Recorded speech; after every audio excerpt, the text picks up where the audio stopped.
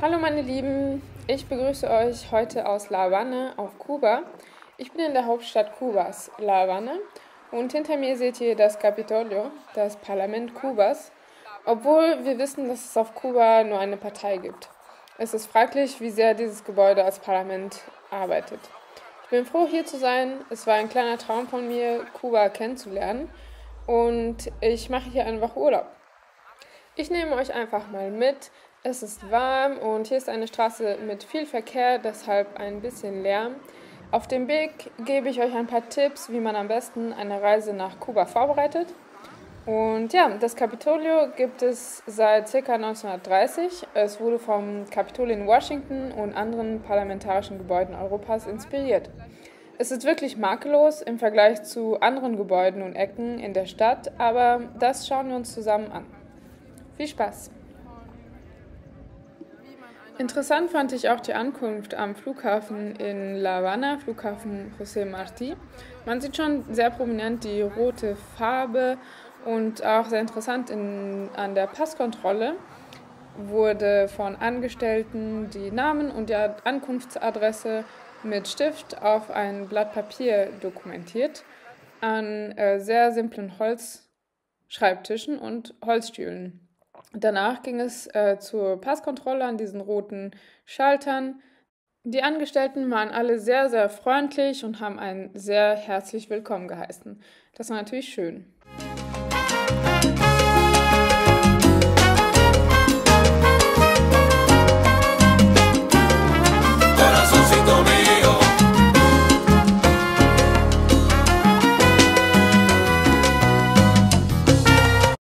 Wir stehen am Parque Central und befinden uns vor dem Teatro Alicia Alonso. Schaut euch nur dieses prachtvolle Gebäude an, das ein Theater beherbergt.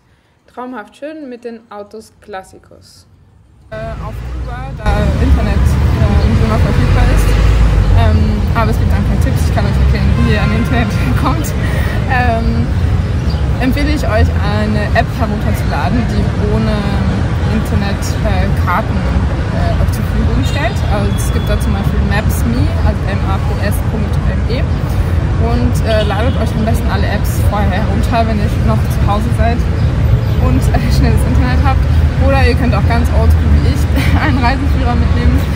Den habe ich nicht mitgenommen, der lag in meiner Unterkunft, in meinem Zimmer, und der ist zufälligerweise auch auf Deutsch. Und damit werde ich jetzt einfach die Habana Vieja ablaufen und euch da mitnehmen. Wir sind also im Parque Central und diese Karte empfiehlt mir jetzt, die Calle Obispo runterzulaufen.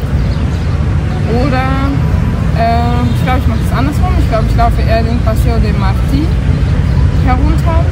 Das ist eine große Allee und da kommt man an den Castillo y Museo de la Santa Salvador de la Punta. Das ist da, wo der Malecón ist, die Strandpromenade, und da laufen wir jetzt eine Runde. Also ich empfehle euch, entweder kennt ihr die Habana schon oder ihr habt einfach einen Reiseführer mit einer Karte dabei. Oder ihr ladet euch vorher eine Karte runter, ohne Internet funktioniert, oder ihr könnt natürlich einen Reiseführer buchen, also ein Mensch, der schreibt. Ganz hinten sieht man die Kuppel des Kapitols, davor ist das Theater, von dem ich erzählt habe.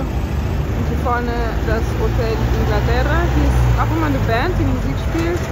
Das ist ganz schön. Und da sehen wir Parque Central. Ja. Und nun drehen wir uns langsam um und laufen jetzt den Paseo José Martí herunter.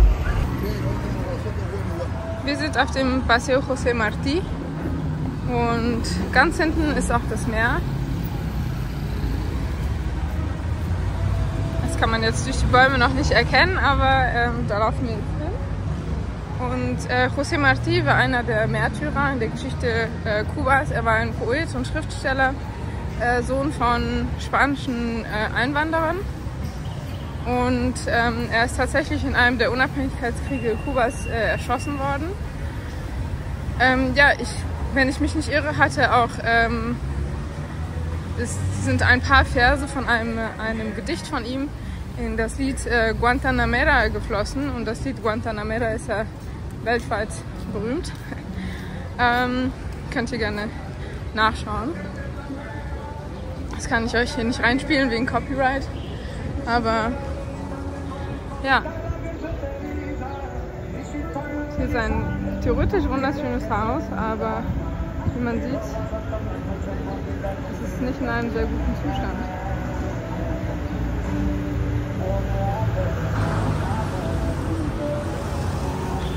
Und diese Oldschool-Autos sieht man hier überall.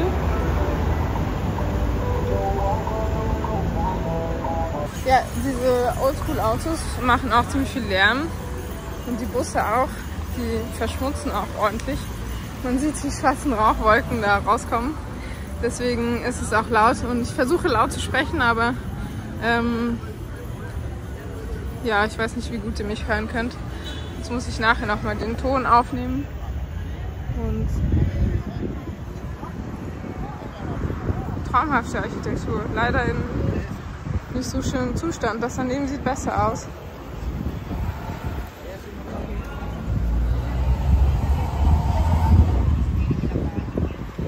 Ja, diese Promenade ist schön. Wahrscheinlich ist abends hier richtig viel los. Jetzt ist 12 Uhr mittags. Hinter mir also der Paseo José Martí und hier ist anscheinend ein Tanzzentrum. Wer weiß, wie das funktioniert, ob es funktioniert. Und hier sehr schöne Häuser. Aber ja, nicht in einem Top-Zustand. Und ja, wir sind fast am Meer angekommen.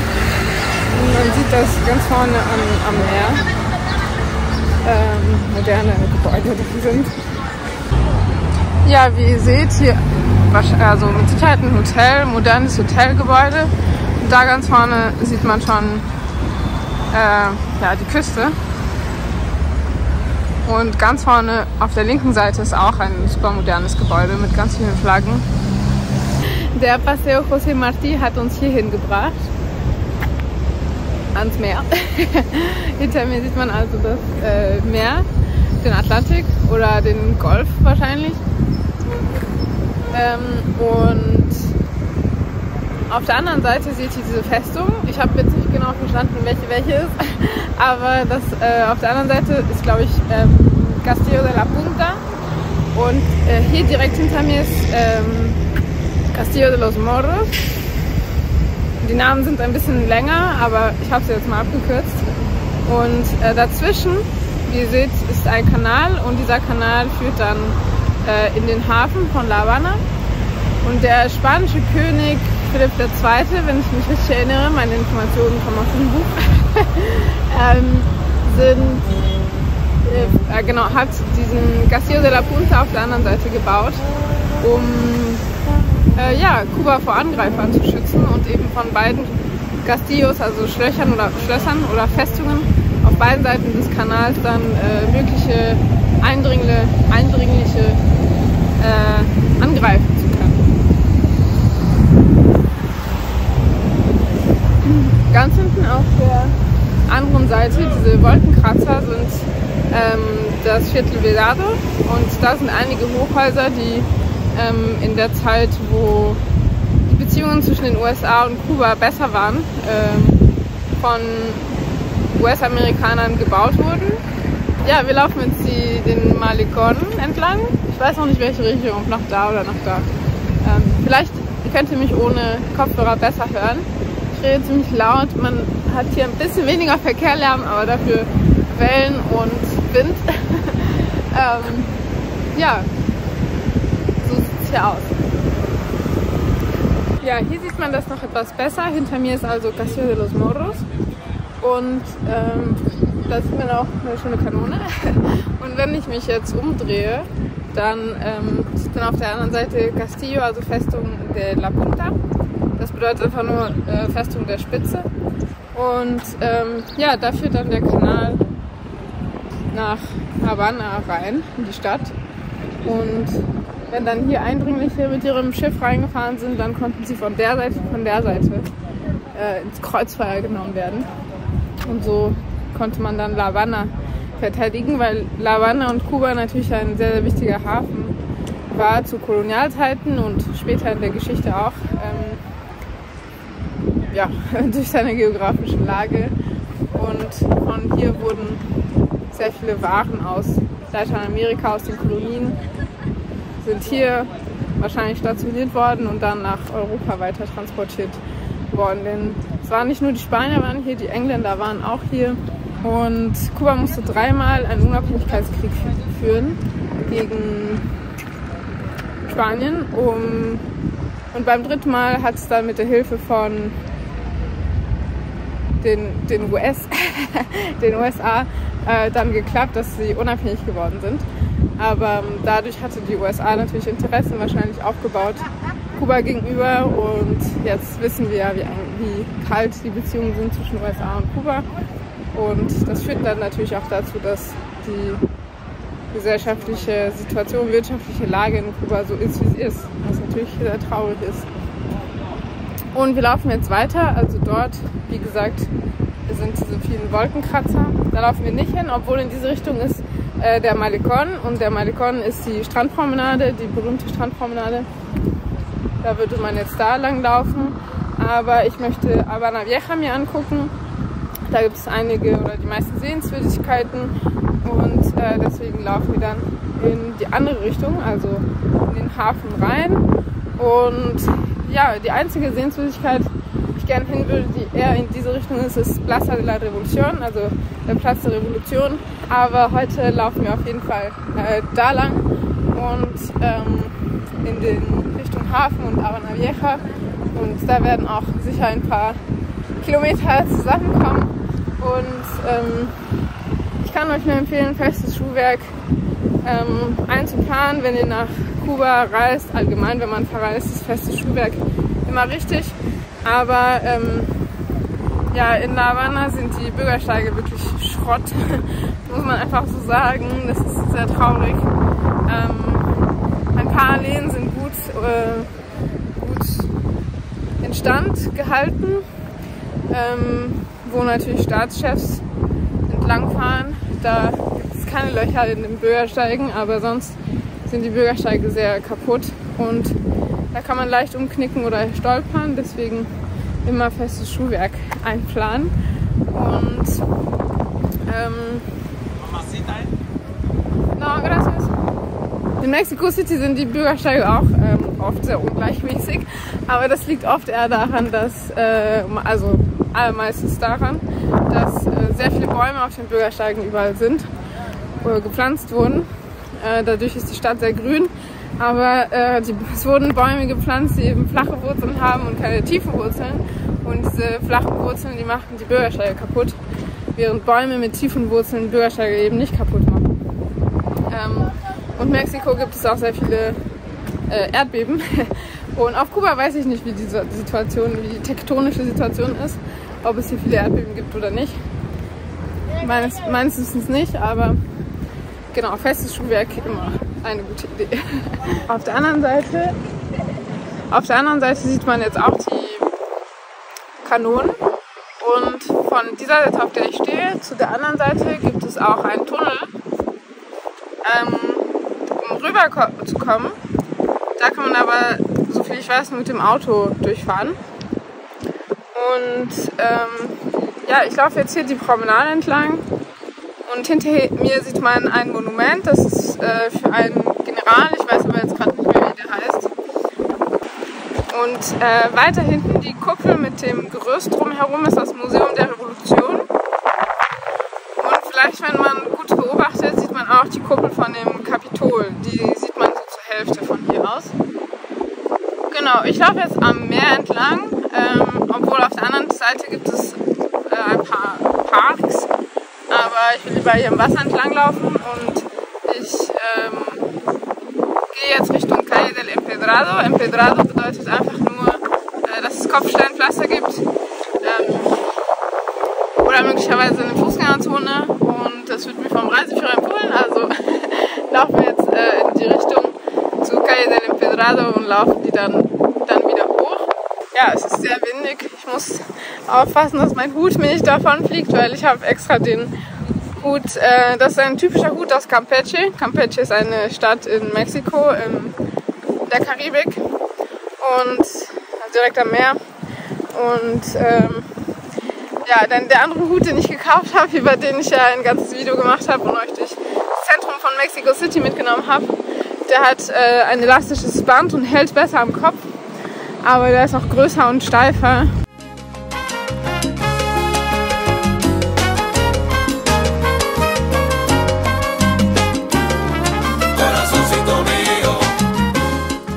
Wir befinden uns jetzt vor dem Castillo Real. Das ist das Schloss hier hinter mir, oder die Festung hier hinter mir. Ich bin von dort hierher gelaufen, an der Strandpromenade entlang. Und dann diese kleine Straße hier hoch. Gerade habe ich auf dem Platz der Waffen, Plaza de las Armas, hier vorne, mit einer sehr netten Frau gesprochen. Sie heißt Caridad. Caridad bedeutet Charity auf Englisch. Und sie hat mir erzählt, dass in diesem Schloss die Frau von einem Gouvernante, also Gouverneur, spanischen Gouverneur, gelebt hat und auch gestrickt hat oder gehäkelt. Auf Spanisch ist dasselbe Wort. Und auf ihren Gouvernante, ihren Mann, gewartet hat, der dann im Krieg verstorben ist. Ob die Geschichte stimmt, weiß ich nicht genau, aber sie hat selbst gesagt, dass es eine Geschichte ähnlich wie die von Penelope aus der griechischen Mythologie. Ich habe euch gerade diese Festung hier gezeigt. Hier auf meiner Linken befindet sich der Templete, das ist ein kleiner Tempel.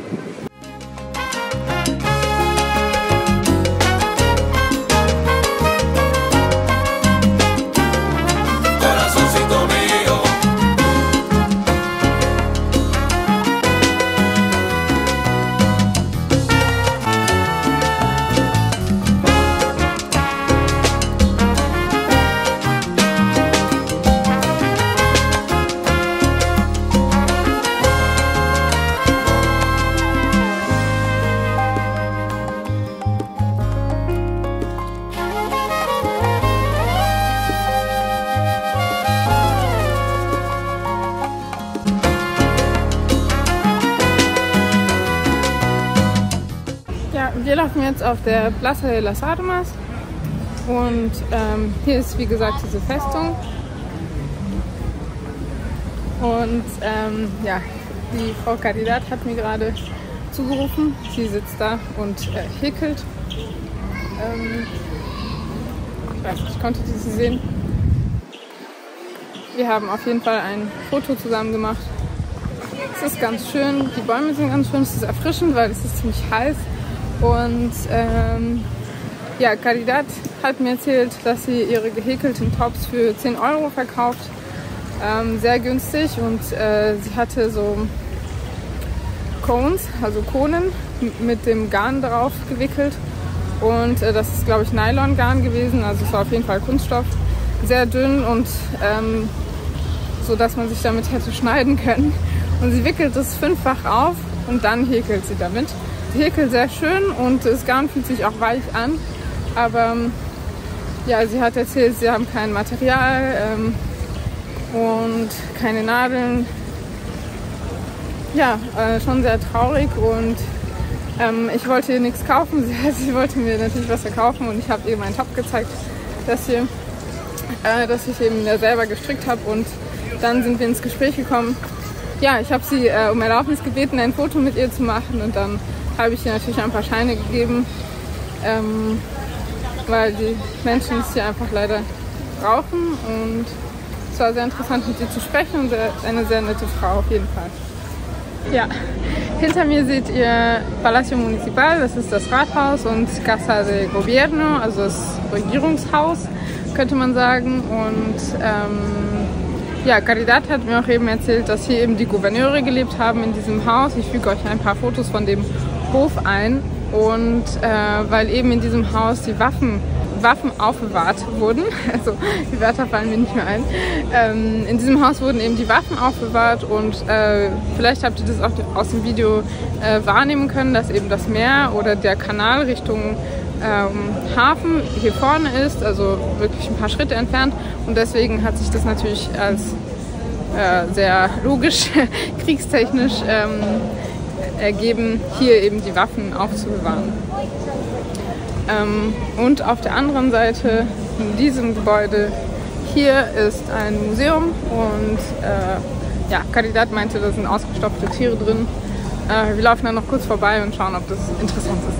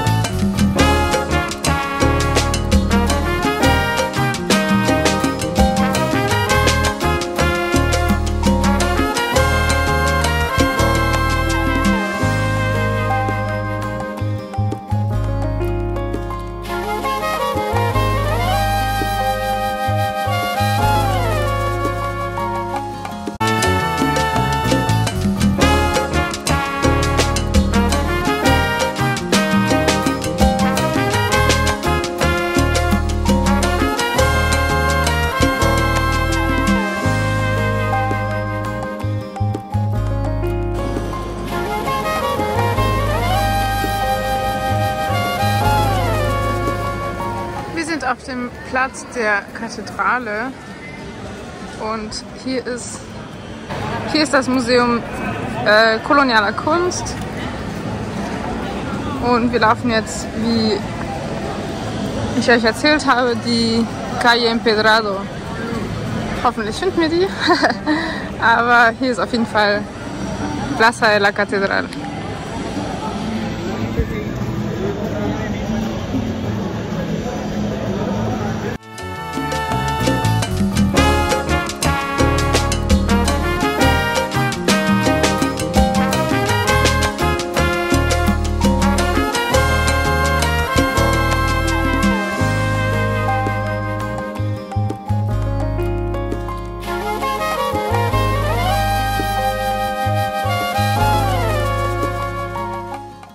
Ich habe den Empedrado gefunden und spaziere jetzt entspannt hier entlang.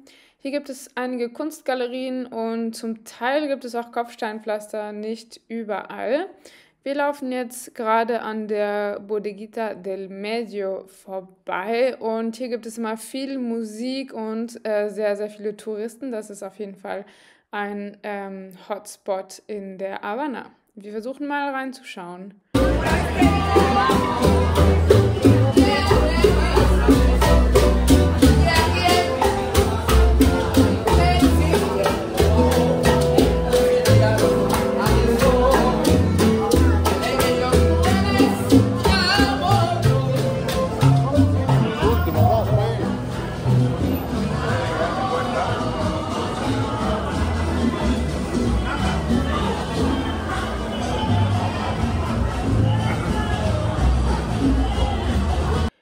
Laufen wir am Ministerium der Finanzen und Preise vorbei.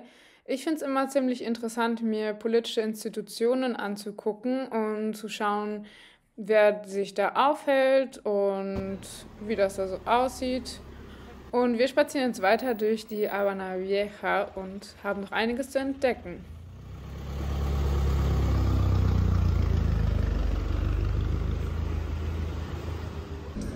Die Calle del Empedrado war doch nicht so spannend, wie der Reiseführer es beschrieben hatte. Und es gab kaum Kopfpflastersteine. Also habe ich eine Abbiegung gemacht zur Iglesia del Santo Ángel Custodio. Da sieht man einen schönen Platz und schöne Cafés. Es ist sehr hübsch, hier entlang zu laufen.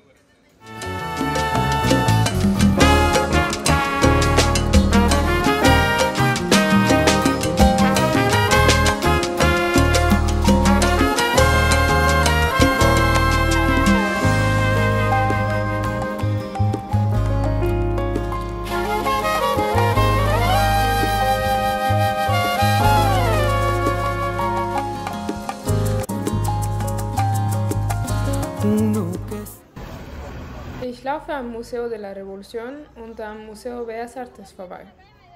Sie sind sicher beide einen Besuch wert. Jedoch habe ich nicht ausreichend Bargeld dabei.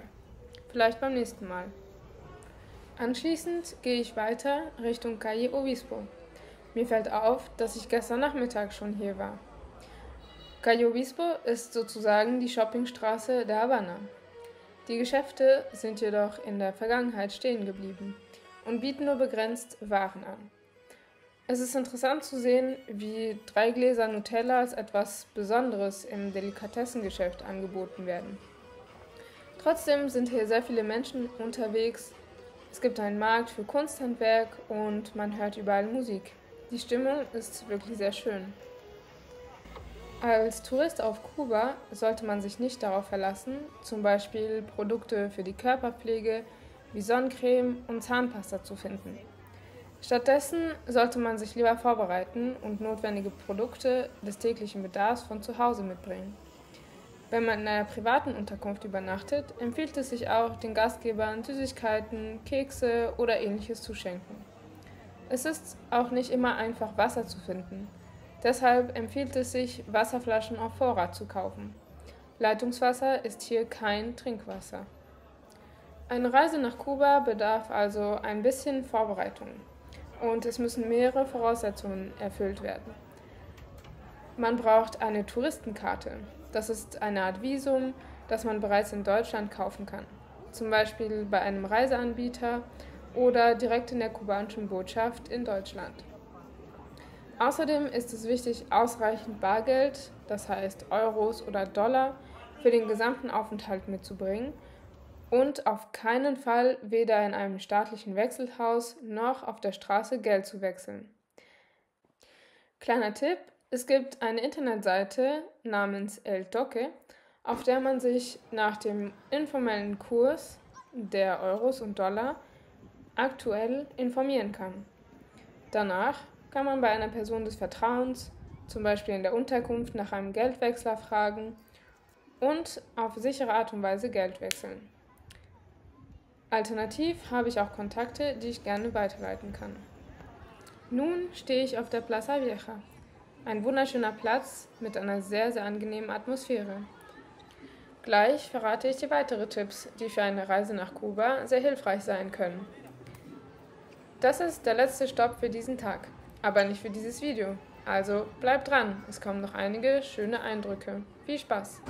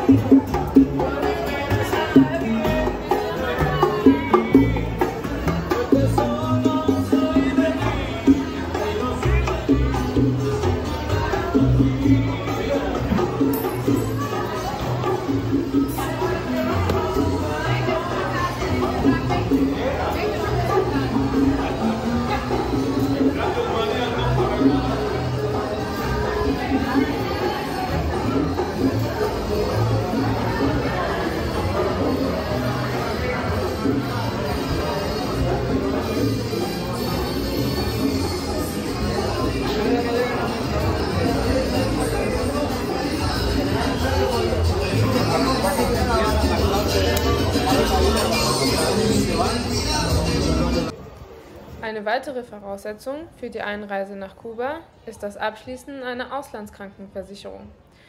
Es ist wichtig, die Bescheinigung von der Auslandskrankenversicherung auf Spanisch oder auf Englisch dabei zu haben.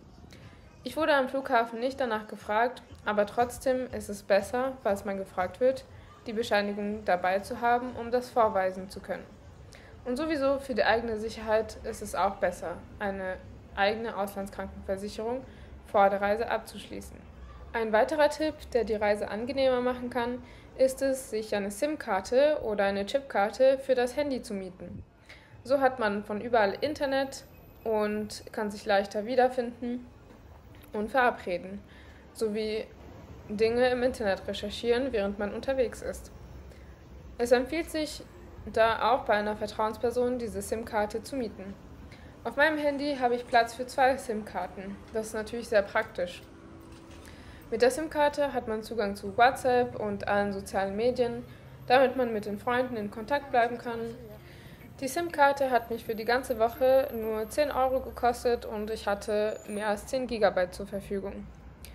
Wir laufen jetzt gleich noch am Kapitol vorbei, auf dem Weg zurück in meine Unterkunft. Dort werde ich mich ein bisschen ausruhen, bevor ich dann abends mit Freundinnen zum Salon Egrem gehe, um mir Rumba anzuhören und noch den Abend schön zu tanzen.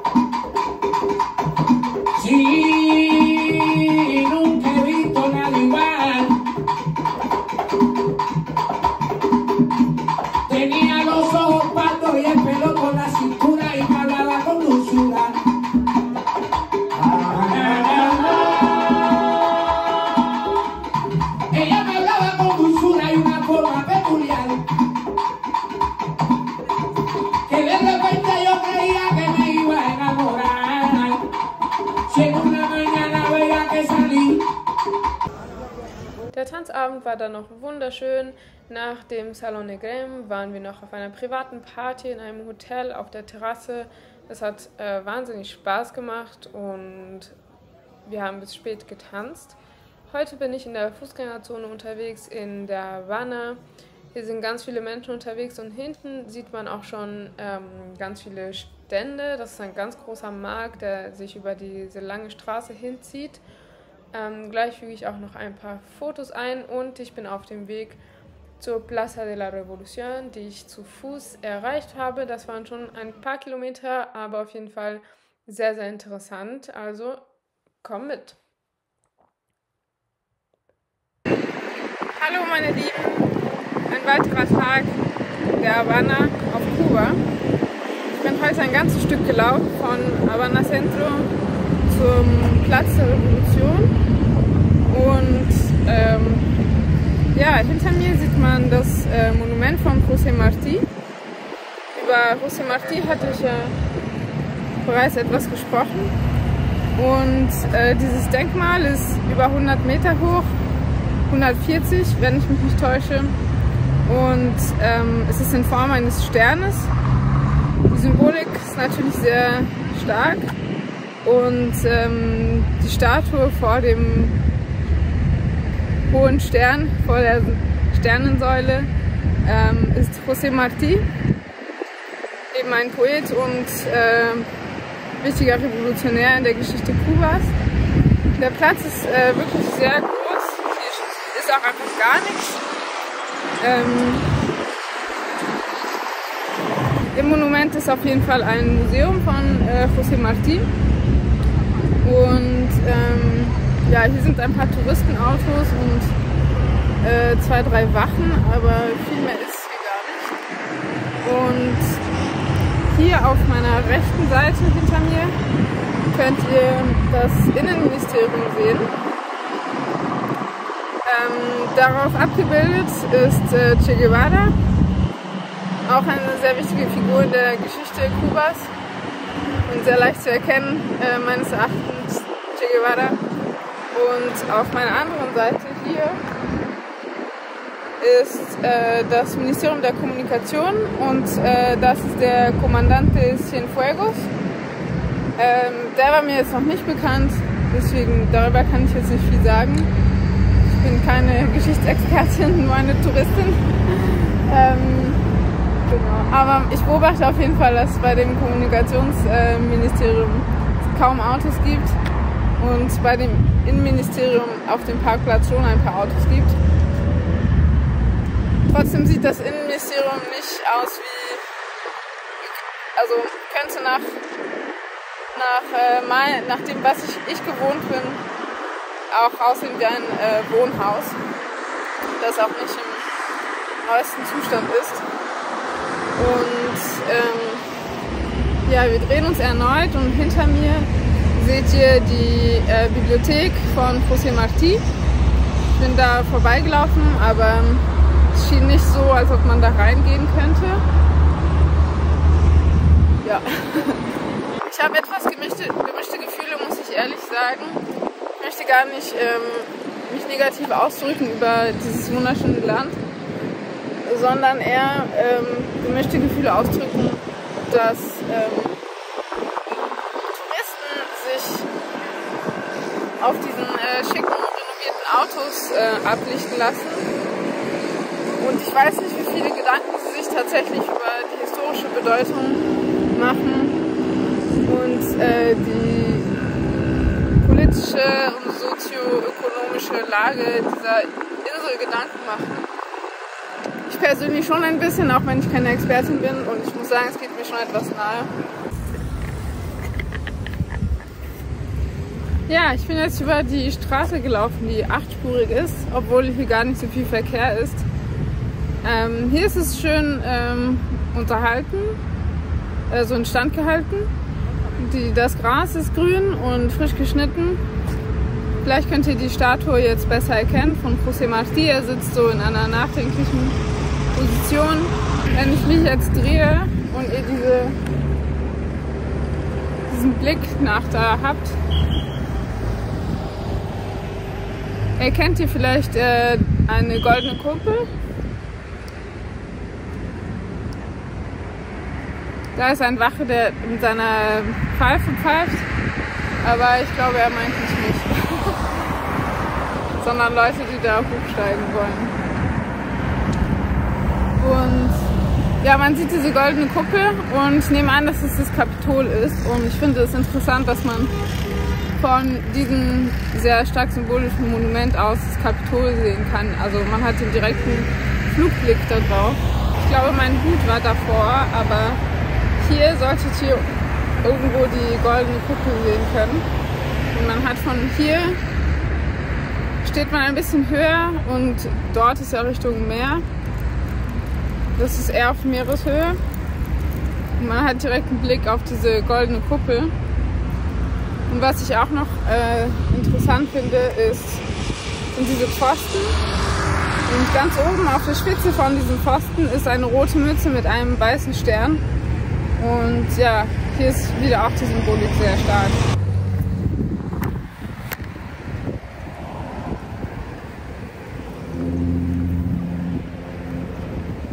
Ja, von hier sieht man den großen Platz, auf dem ich gerade stand, und ich habe mich gerade dem Monument genähert.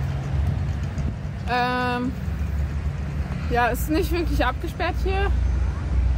Deswegen bin ich so weit gelaufen, wie es ging, und dann hat der Wache irgendwann mich weggepfiffen. Deswegen laufe ich jetzt hier wieder weg. Aber ja, damit ihr einen Eindruck bekommt, wie groß dieser Platz ist. Und ich frage mich, wofür der gut sein soll. Keine Ahnung. Und ja.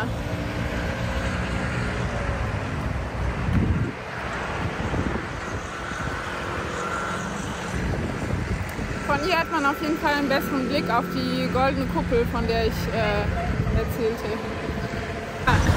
Ich stehe jetzt vor der Nationalen Bibliothek, benannt nach José Martí. Sie ist geschlossen, sieht nicht sehr besucherfreundlich aus auf jeden Fall. Und ich habe auch versucht, hinter das Monument zu laufen, um mir den Palast der Revolution anzugucken, aber das ist leider nicht möglich, weil da Wachen stehen. Und ich mache mich jetzt wieder auf den Weg nach Habana Centro. Mal sehen, ob ich alles zurücklaufen muss oder ob ich auf irgendeinen Bus oder Taxi hopsen kann. Ohne dass es mich zu viele Scheine kostet, weil ich nicht mehr so viele habe, dummerweise. Und ja, also wenn ihr nach Kuba kommt, genug Euros mitbringen, denn alles andere ist nichts wert.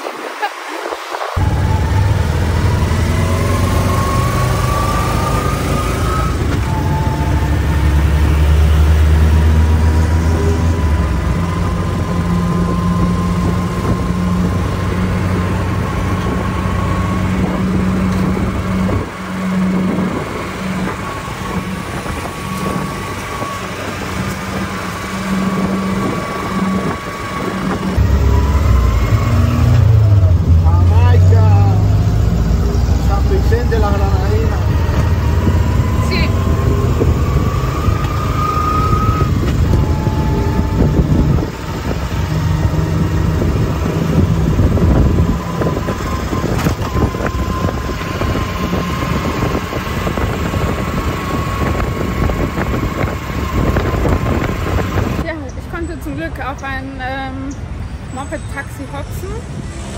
Der hat mich jetzt zurückgebracht. Ich bin jetzt wieder am Kapitol, denn es wären sonst schon 1 oder 2 Stunden laufen gewesen, ziemlich lang. Und Carlitos war sehr freundlich und sehr hilfsbereit. Und hinter mir ist noch ein schöner Park auf dieser Seite vom Kapitol. Und ja, jetzt habe ich Hunger und ich suche jetzt mal was zu essen. Die Kontraste auf Kuba finde ich sehr, sehr spannend. Ich finde es interessant zu sehen, wie auf der einen Seite luxuriöse und instand gehaltene Hotels sein können und an derselben Kreuzung genauso auch Häuser, die ja fast zusammenfallen.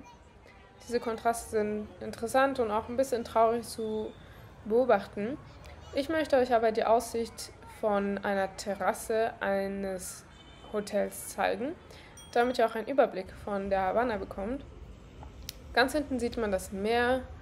Es ist wirklich schön. Wir sind an einem Hotel, auf der Terrasse eines Hotels am Parque Central. Und so kann man die Havanna sehr schön beobachten. Der Platz vom Parque Central, das Hotel Inglaterra und die Autos Clásicos, die davor stehen, sowie das Theater Alicia Alonso und natürlich im Blick immer das Capitolio. Diese Hotelterrasse war mit einem Pool ausgestattet, der nur den Gästen vorbehalten war und man sollte in diesem Café auch nur mit Karte bezahlen. Leider hat meine Kreditkarte da nicht funktioniert und ich durfte zwar bar bezahlen, aber ich habe sehr schnell gespürt, dass ich nicht mehr ganz so willkommen war, als ich in kubanischen Pesos bezahlt habe, die für dieses Hotel anscheinend nicht gewünscht waren, wie eine Währung, die meine Kreditkarte zu bieten hatte. Naja, wir gehen auf jeden Fall weiter. Heute habe ich einen ganz schönen Spaziergang vor am Malecón entlang Richtung Stadtteil Vedado. Von hier aus sieht man del Castillo de la Punta, wo wir am Anfang des Videos waren, und kommt mit. Hallo ihr Lieben, heute ist Sonntag. Ich bin die Strandpromenade hier ein ganzes Stück hergelaufen und es ist windig, ich muss meinen Hut festhalten. Hier ist ein Park hinter mir und der Stadtteil hinter mir ist Vedado. Der soll etwas moderner sein und das große Gebäude hinter mir ist ein Krankenhaus und wir kommen von dort. Wir laufen jetzt noch ein Stück zum Hotel Nacional. Es wurde mir empfohlen, da mal reinzukommen. Von hier aus bereits ein kleiner Blick auf das Hotel Nacional mit der Flagge Kubas. Und wir sehen hier auch eine Tankstelle, die nicht sehr stark belebt ist. Und auch am Ministerium für Arbeit und Soziales bin ich vorbeigelaufen. Ich befinde mich nun im Innenhof vom Hotel Nacional. Man darf durch die Hotellobby einfach durchgehen und sich in den Garten setzen. Die Hotellobby ist etwas altmodisch und dunkel gehalten. Ja, das Hotel sieht aus wie ein wunderschönes Schloss und vom Garten aus hat man eine sehr schöne Aussicht. Ich drehe jetzt die Kamera gleich um und zeige euch, wo ich herkomme. Und ich komme von dort.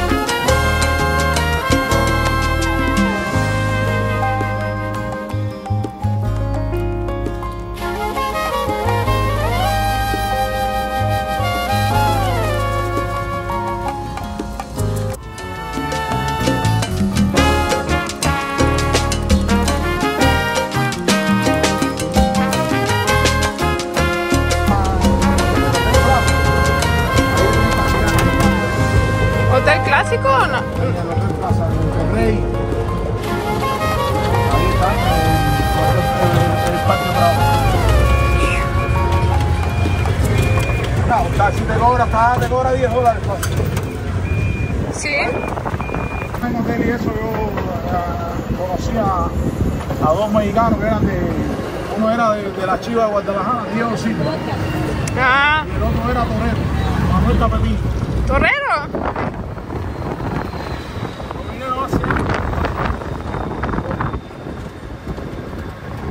¿Tú estabas alquilando? ¿Cómo? No, en una casa particular. ¿Hay crisis de gasolina? Ahora vienen dólares para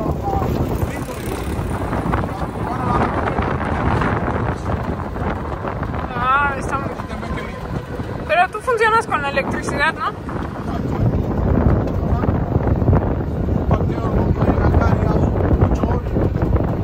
¿Y es tuyo? Ah.